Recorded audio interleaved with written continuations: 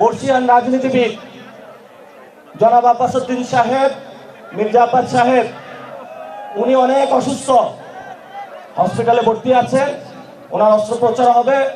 আমরা ইফতারের আগ মুহূর্তে আল্লাহ তাআলার কাছে দোয়া করি যাতে আল্লাহ তাআলা তাকে সুস্থতা এবং নেক হায়াত দারাজ করুক, যাতে উনি বাংলাদেশের মানুষের খেদমত করতে পারে এবং সংস্কার থেকে শুরু করে বাংলাদেশের মানুষের যে জন আকাঙ্ক্ষাগুলো রয়েছে সেগুলো বাস্তবায়ন করতে পারে। আমরা ময়মনসিংহে যাইনি, এখানে বালু উত্তোলন নিয়ে বিশাল চাঁদাবাজি হয়, বাস স্ট্যান্ডে চাঁদাবাজি হয়, অনেক ঝামেলা ময়মনসিংহে। এবং এই যে ব্রহ্মপুত্র নদী শুকিয়ে গেছে, এটা নিয়ে অনেকে ব্যবসা করতে চায়। এবং আমি আপনাদের ময়মনসিংহে যে সদর আসছিল সেখানে দেখলাম ট্রাফিক জ্যাম, খুবই বাজে অবস্থা।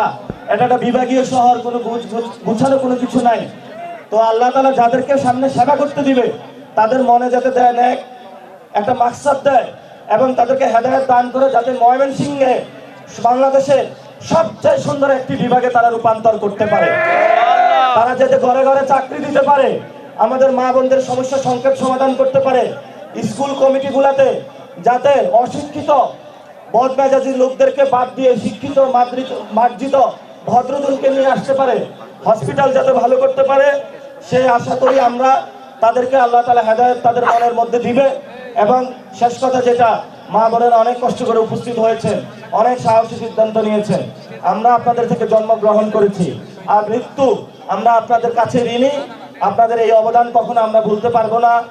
আর শহীদ ফ্যামিলি যারা এসেছেন তাদের বাসায় আপনারা যাইবেন, অনেকে সন্তান হারিয়ে ফেলেছেন, আপনি তার সন্তান, আমরা আপনাদের পাশে আছি। ইনশাআল্লাহ বাংলাদেশে খুনি হাসিনাকে আমরা ফাঁসিতে লটকায়ে ছাড়বো ইনশাআল্লাহ, এটাতে কোনো হেরফের হবে না। আমাদের সাহসী নেতা নাহিদ ইসলাম চুপ্পু গতকালকে ভাষণ দিয়েছে, প্রতিবাদ করেছেন, হাসনাত আব্দুল্লাহ প্রতিবাদ করেছেন। আমরা কোথাও আপোষ করব না। অনেকে বলে সংসদে নাকি প্ল্যাকার্ড ঝুলানো যাবে না, সংসদে কি চুপ্পুকে ঝুলাইছেন, ওইটা কি ভালো কাজ ছিল? এই জন্য বলবো কোথাও কোনো ফ্যাসিস্টের সাথে আমরা আপোষ করব না।